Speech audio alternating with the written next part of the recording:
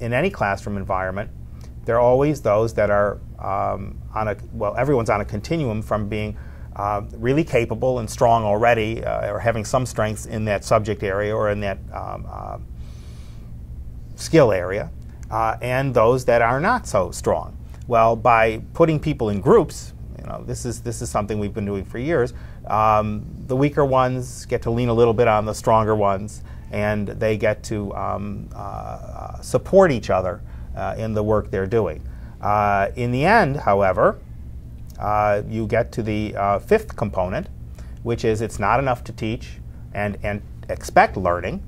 You have to be able to assess, did it happen? And we're able then to assess it in the actual performance of the Facet participants.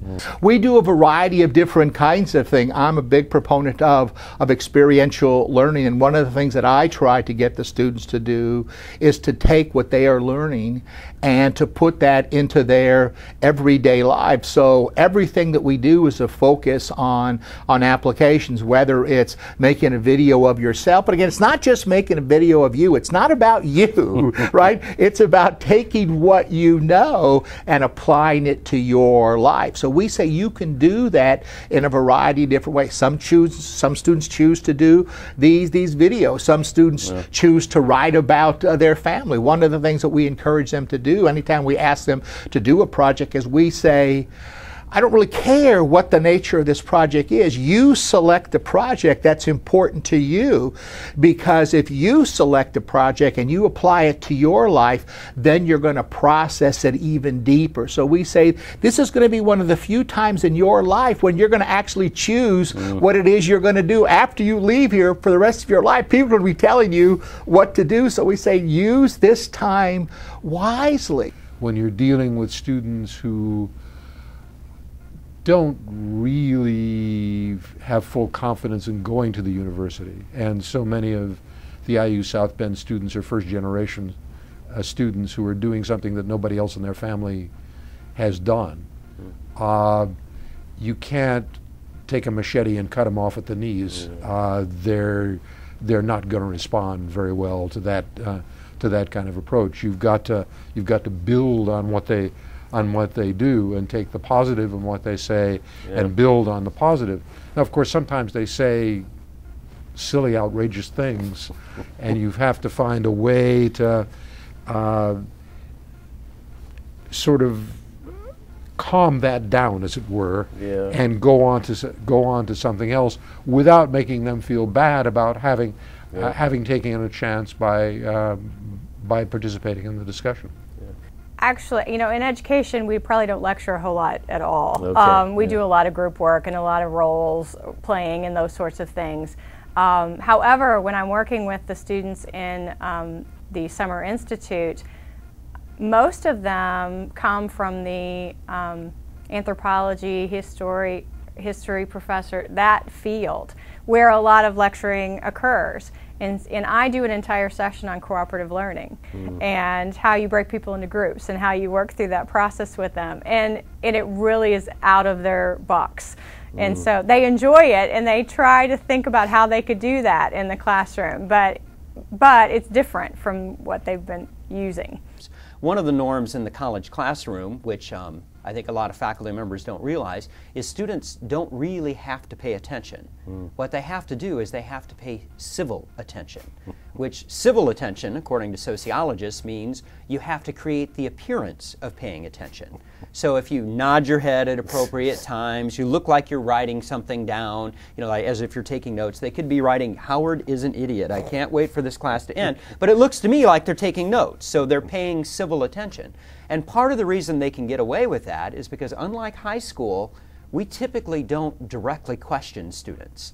If a student doesn't give us a verbal or a nonverbal signal that they're willing to participate in discussion, we typically won't call on them. Now, there are some exceptions. Some math classes, foreign language classes do use direct questioning, but most of us don't.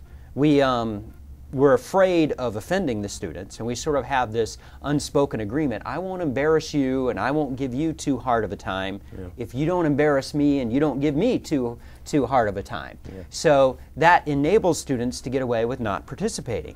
But the research shows If students participate in discussion, they learn more, they develop their critical thinking skills, they become co-creators of knowledge and understanding, and frankly, it's a lot more fun than listening to me drone on for 75 minutes. So if we just let the norms that are there sort of naturally flow, then we get less learning as a result.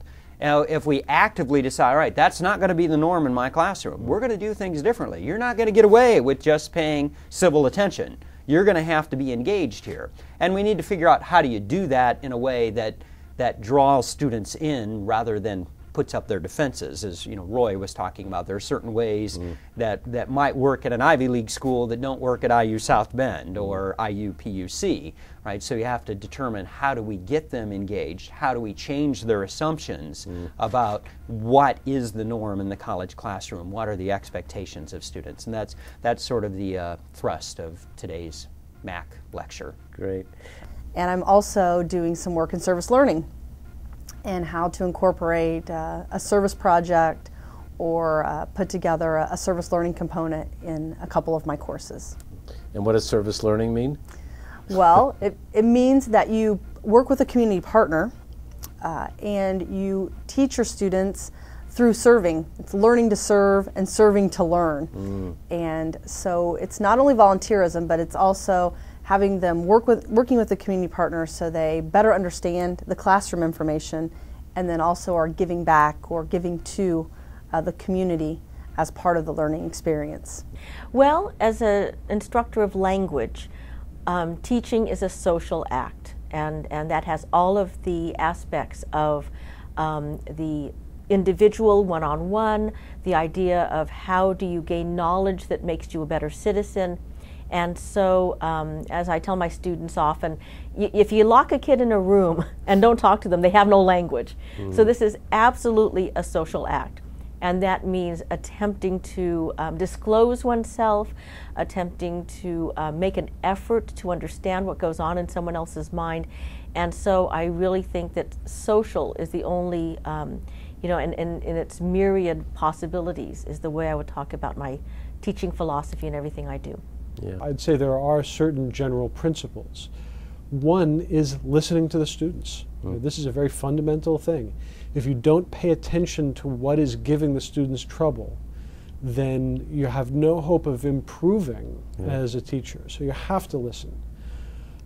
You have to respect what students do know and what they can do. So even if a student hasn't achieved the level of mastery that I want, if they've learned something, I want to find out what that something is so I can build on that strength rather than trying to back them up to zero and always move them from an assumption of no knowledge. Yeah.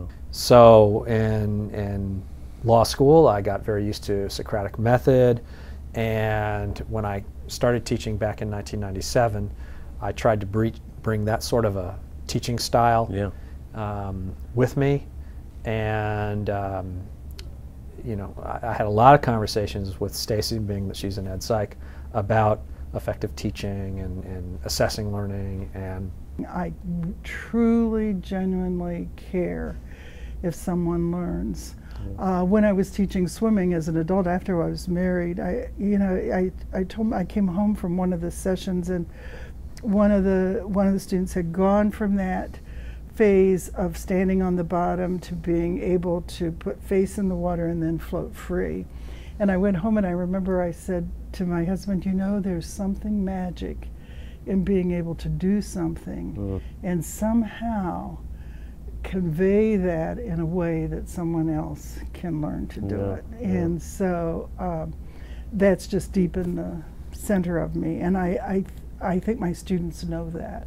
Even those who may not fit real well with my teaching style or whatever, know I care whether or not he or she learns. Professor Carducci was talking in his keynote about sort of that 15-minute rule, and people start getting bored, and I need to make sure I don't get bored as well. And realizing slowly over the years that the best way to understand certain things was not to just hear about it and look at a picture where it was there, but to actually experience it. And so I'm constantly looking for things like that I can interject in. It takes a couple minutes, you know, most of the time. You know, standing like Greeks and Egyptians and whatnot. And that one breaks up things a little bit, but it also allows students to use sort of a different modality to truly kind of really understand in a deeper level that isn't necessarily verbalized exactly what you're talking about. The clickers is a student response system where the way I use it in my class is that I give them a question of the day, usually right at the beginning of class, and then another one in the middle of the class. Then I'll ask them about the topic we're going to talk about in class. And it's usually a multiple choice question. It's not just a factual question. It would be oftentimes an application question or a higher level thinking question or something like that. And they have, looks like a TV remote that they've bought. And I give them 5 possible answers. And then they answer that question. And it records their answer in the computer. And then I give them a minute or two to talk about the question with their partner. And then they can answer the question again. And so it gives them a chance for Jim and Randy to talk about solving this problem that's up on the screen. Okay. And it's done a lot of things, serendipity, that I would have thought. Like I always give it, I have an 8:30 class in the morning every semester. And that question of the day goes up at 8:29.